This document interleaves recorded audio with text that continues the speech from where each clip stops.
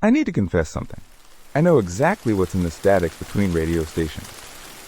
My name is Miguel, and I used to love long drives. There's a freedom to them, a sense of control. You point the car where you want to go, you control the speed, the music, the climate. It's a little capsule of order, hurtling through the chaos of the world. That illusion of control is the most dangerous thing you can have. It makes you miss the signs. Like the fact that for the last 100 miles, I hadn't seen a single other car on this desolate night highway. A ribbon of cracked asphalt cutting through the pitch-black pine forests of northern Maine. Or that my GPS had flickered and died an hour ago, leaving only a spinning, useless arrow on a gray screen. Or that the local radio station I'd been listening to, playing tinny classic rock, had dissolved into a hiss of white noise 20 minutes back. A hiss that, if I listened too closely, seemed to shape itself into a faint, rhythmic pattern. I was driving back from a failed job interview, the kind that leaves you feeling hollow and adrift. The plan was to power through the night, to outrun the disappointment with mileage. The pine trees were a solid wall of darkness on either side, their tops jagged against a starless sky. My headlights carved out a small, lonely tunnel of light, illuminating the dashed yellow line that seemed to stretch into infinity. I cranked the heat, but a deep, bone-level chill was setting in, one the vents couldn't touch.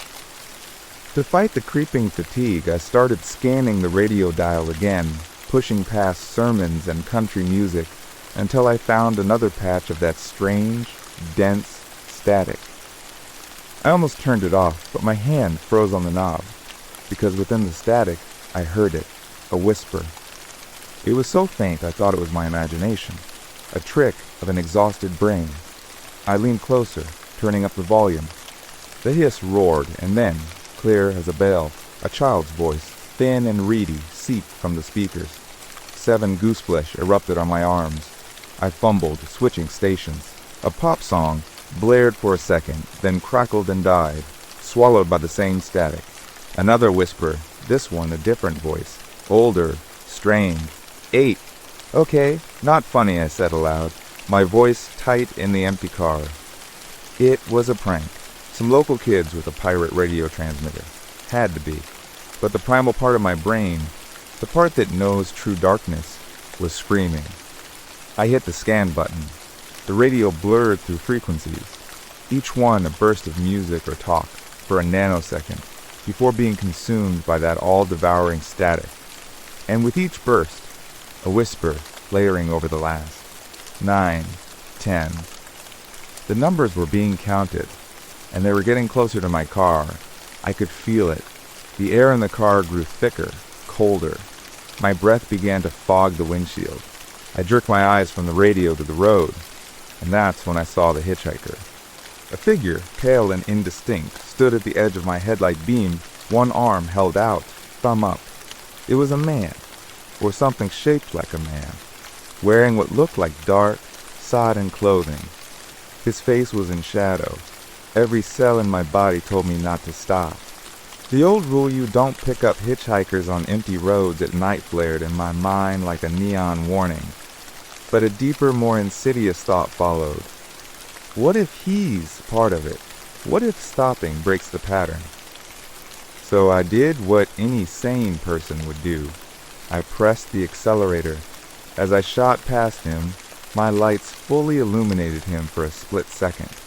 He wasn't looking at the road. His head was turned, staring directly into my car, into my eyes. And his face, it was just a smooth, blank oval of pale flesh.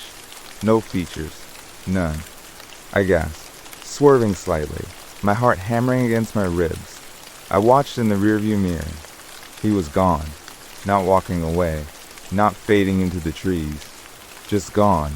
The radio static crackled, spiked, and a chorus of whispers, a cacophony of different ages and tones, gushed forth. 11!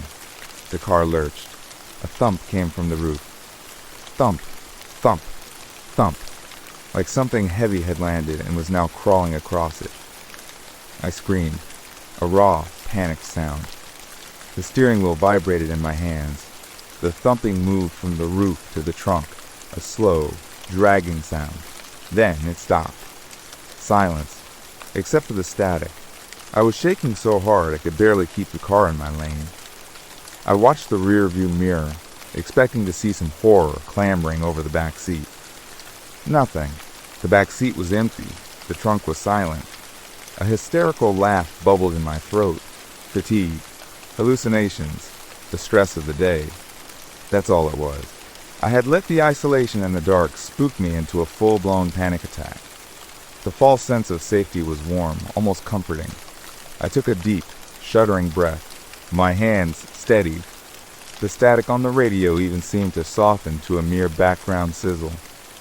ID, just drive to the next town, find a motel, and sleep this off. ID tell the story later and laugh at myself. That's when the glove compartment clicked open. It wasn't a mechanical sound. It was the soft, deliberate click of a latch releasing. I stared at it, the little door hanging open, a dark square in the dash. A smell drifted out, the smell of wet earth, of rotten pine needles, of a deep, cold place. And from that small, dark space, a small, gray hand, withered like a root and tipped with blackened nails, slowly curled over the edge. The radio screamed to life, not with static, but with a unified, deafening roar of 100 whispering voices shrieking the final number. 12. The thing pulled itself out of the glove compartment. It was impossible. A nightmare of compressed proportions, a skeletal, child-sized figure with that same featureless face, unfolding itself like a grotesque origami from a space that couldn't possibly hold it. It turned its blank head toward me. I didn't scream. All sound was stolen from me. I could only watch, paralyzed, as it raised a clawed hand and pointed a single, twisted finger not at me, but at my own hand on the steering wheel. I looked down. My knuckles were white, and crawling over my skin, from under my sleeve, and spreading toward my fingers, were thin, black lines, like cracks in porcelain or roots under soil. They pulsed with a cold darkness. I felt nothing, no pain, just a terrifying numbness spreading with them. The thing in my passenger seat leaned closer. The blank space where its face should be began to vibrate, and a new whisper, intimate and final, came not from the radio, but from inside my own skull. The road is hungry. It counts its own. You have been counted. I slammed on the brakes. The car screeched, skidded, and spun, coming to a rest facing the wrong way in the dead center of the highway. The passenger seat was empty.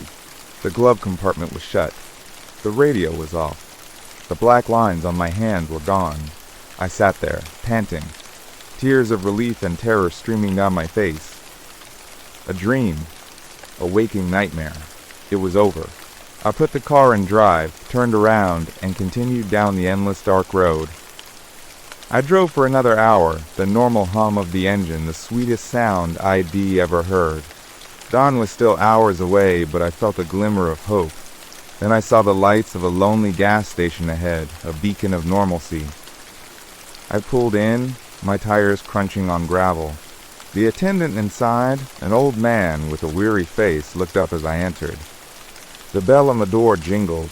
I must have looked as bad as I felt, because his eyes widened with pity. "Rough night, son?" he asked, his voice gravelly. "You have no idea," I said, my voice hoarse. "This highway, is it always this empty?" He gave a slow, sad smile. "Oh, it's plenty busy. You just gotta know how to look."